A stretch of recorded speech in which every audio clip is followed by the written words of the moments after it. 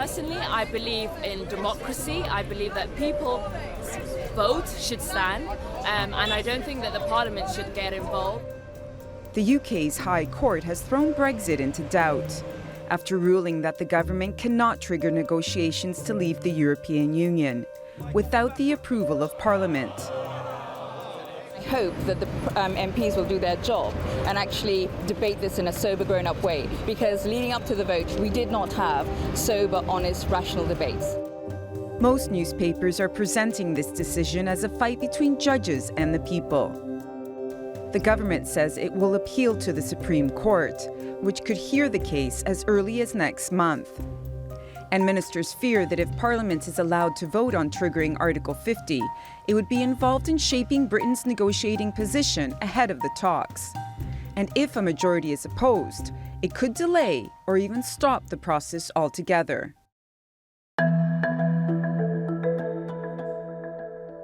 When this Article 50 is triggered, that hopefully there's enough people that are actually able to modify and monitor what's going on, so it's not just a single thing, just the Tories running with it and trying to appease the Brexit base. Prime Minister Theresa May has said she will activate Article 50 by the end of March, and the government says it is still determined to do that. And start the clock on a 2-year countdown to finalize a Brexit deal. The result of the referendum must be respected. Parliament voted by 6-1 to give the decision to the people. No ifs or buts. But there's still no clarity on what the deal will actually look like.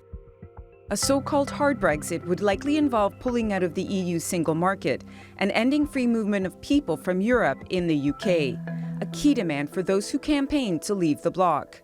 Or there could be a so-called soft Brexit, in which many of the existing relationships between the UK and the EU are preserved, especially economic and trade ties. But the EU would most likely demand free movement of people in return, a condition the Prime Minister has indicated is not up for discussion. Parliament's involvement could change that, as a majority of MPs did not support Brexit. But is getting Parliament involved going against the will of the people expressed in the Brexit referendum? Christine Pirovolakis, The Newsmakers. Well, joining me now from London is Scarlett Maguire. She's a political commentator and a former advisor to the Labour Party. And also in London is Ben Harris-Quinney. He's the chairman of the Bow Group, a conservative think tank. Thanks so much, both of you, for joining us. Let me start with you, Ben Harris-Quinney.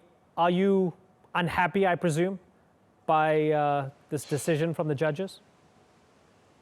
Well, I think it's a complicated legal debate that we are having in terms of the role of Parliament in triggering Article 50. I think there's absolutely no way that this changes the fact that Britain will be leaving the European Union. So, I mean, it's a bit of a faff around as opposed to devastating news. There was a headline from the Daily Mail, Ben, that said these judges were enemies of the people. Does that sound a little bit over the top to you? Well, I think there are some very interesting backgrounds to these judges in terms of their support for Britain remaining in the European Union. But ultimately, the public has made a decision. 17.5 million people have voted to leave the European Union. And I woe betide anyone who tries to stand in the way of that, be they a judge, be they a member of Parliament, be they a minister or a prime minister. We are leaving the European Union, and frankly, their arguments are null and void on that basis. Scarlett Maguire, Britain's leaving the EU. Those arguments are null and void. What do you think? I think that Britain voted to leave, but what they didn't vote, they voted against something rather than for something. And I think the great worry here is, what does Brexit mean? And nobody knows. I mean, we talk about hard Brexit, which means no, we come out of the single market, we have nothing to do with Europe. We talk about a soft Brexit where we try and negotiate some way.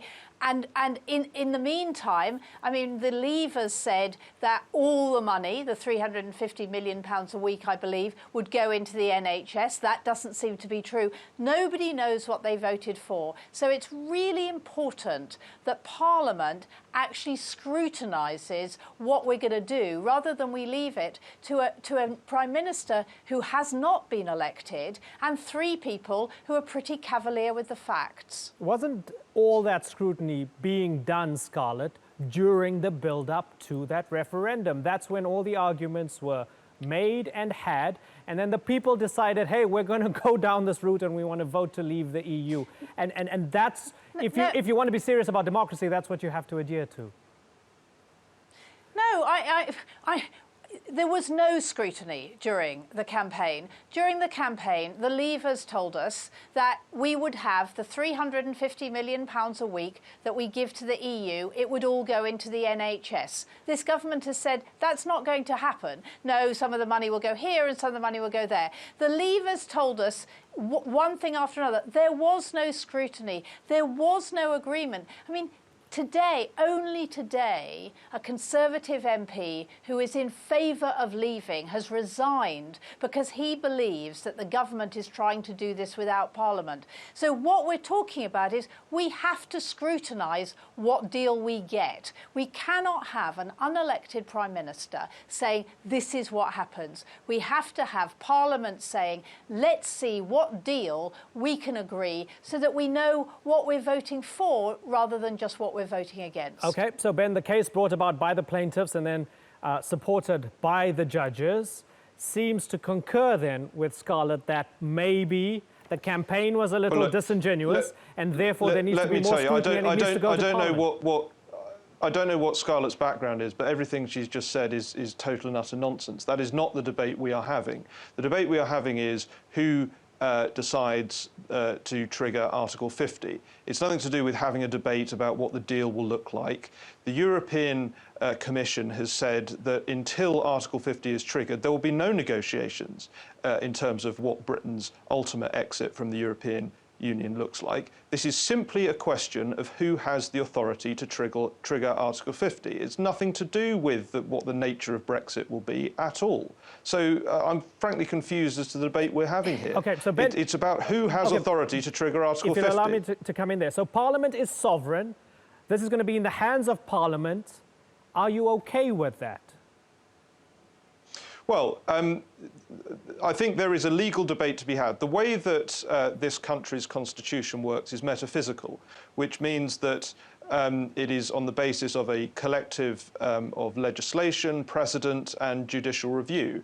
That is the way we do things in this country, and I don't think that process should change. There will be further legal debates in the Supreme Court about who has authority to trigger. There is, of course, precedent that the government of the United Kingdom, as opposed to Parliament, has the authority to enter into treaties or to recuse ourselves from treaties. So that is really the debate we are having. It is all about whether it is Parliament as a voting body that triggers Article 50 or whether it is the government of the United Kingdom that triggers Article 50. Okay. It's frankly nothing to do with NHS spending or any of these other so Scarlett Maguire, points so Ben is clear and he's adamant that this is all about who gets to negotiate the deal.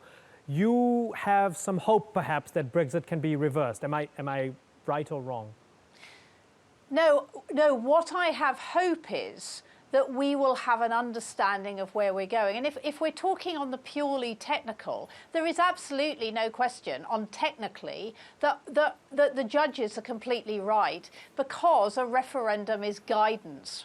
So Parliament, of course, well, no, that's not true. That's simply not true. That's how they found it. That's why they found it. Yes, but that was from an appeal. There is going to be a further appeal to the Supreme Court. The government sent out a very clear letter to every member of the United Kingdom that said, you decide on the referendum, the government will implement your decision. Scarlett?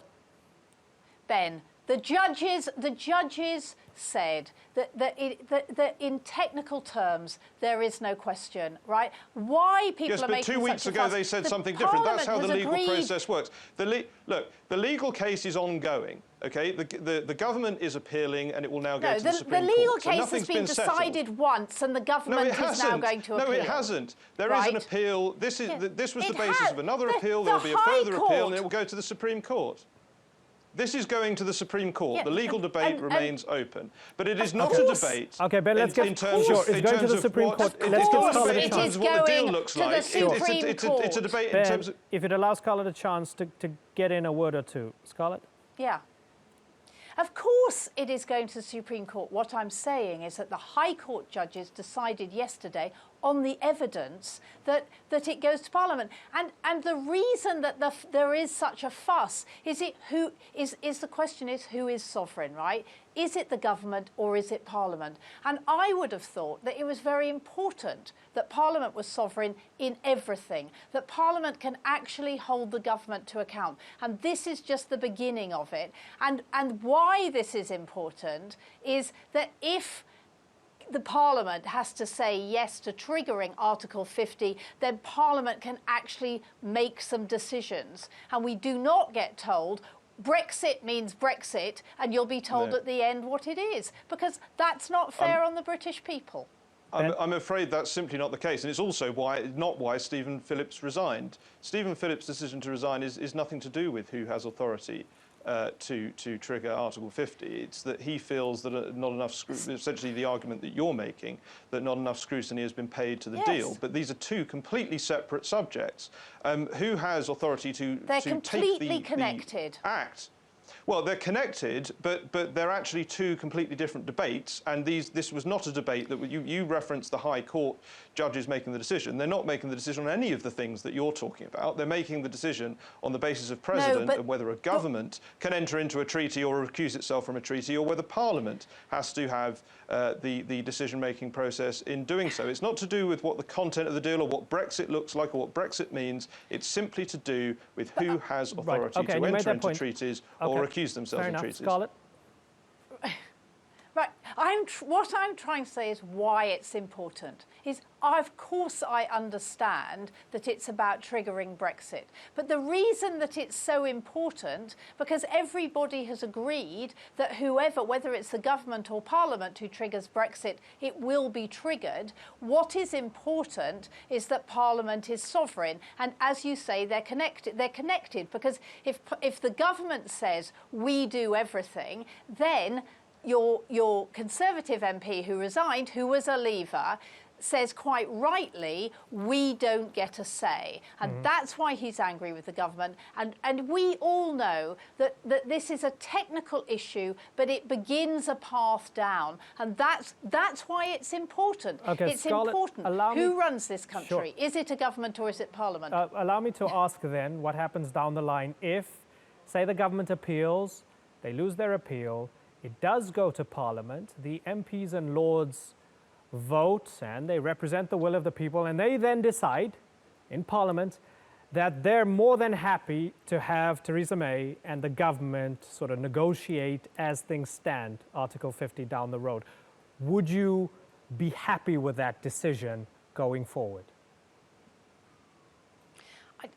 I think that's the correct decision, but what I think is a very important decision is that we start understanding, which nobody does, when Theresa May says Brexit means Brexit, we have no idea what that means, and everybody has a different take on it, and Parliament has to begin. It's a really this is a decision that will affect people for generations, and we have to make sure it's a decision taken properly and it's a decision taken with scrutiny. And that is the end of the court case. It might not be the beginning of the court case, but ultimately that's where the court case ends. Ben, when Article 50 is triggered, even if everybody was on the same page and the government had this universal mandate from everybody, that would take a process of about 2 years to unwind or unravel from the European Union. Are you afraid, as somebody who wholeheartedly supports Brexit, are you afraid that there's going to be a process now of stonewalling from multiple directions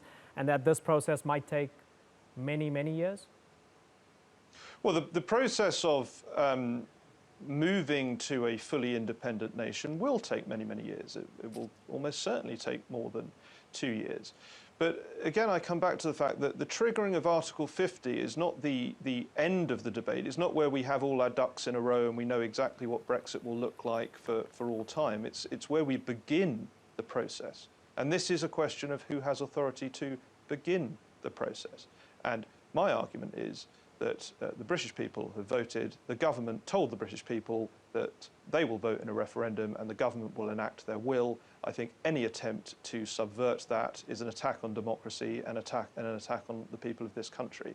It's completely unacceptable. I think we need to stop with these silly arguments. One side has lost, it's over, they're never going to be able to stop Brexit, and so let's move on with it and let's all try and work together to make it the best possible settlement for this country, which I think will prosper greatly in the future outside of the European Union. Scarlett, what Ben's trying to say is that the losers are trying to find all sorts of ways to subvert a legitimate democratic decision. Your response to that? Well, we don't know what Brexit is. I mean, the really, really important thing is that everybody has a different version of what they think Brexit ought to be, and whether it's about,